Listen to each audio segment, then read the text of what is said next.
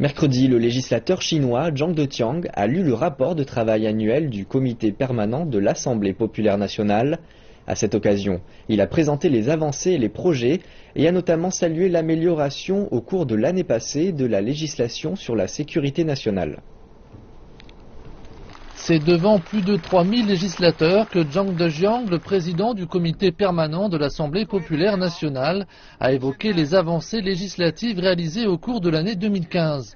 Le comité permanent de l'Assemblée populaire nationale, l'APN, a promulgué 5 textes de loi, en a revu 37 et a adopté 17 rapports. La loi apporte une valeur immense à la gouvernance d'un pays. Une bonne législation conditionne une bonne gouvernance.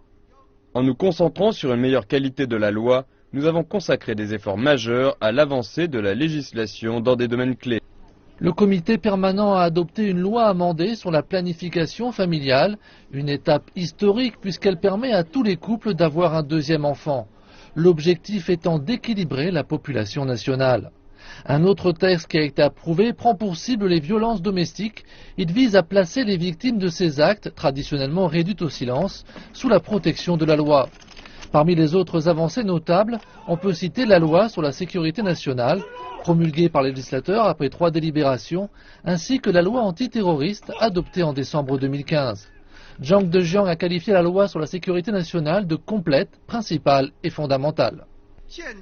La nouvelle loi établit une fondation légale solide pour l'accélération de l'établissement d'un système de sécurité nationale et adopte une approche explicitement chinoise à la sécurité nationale.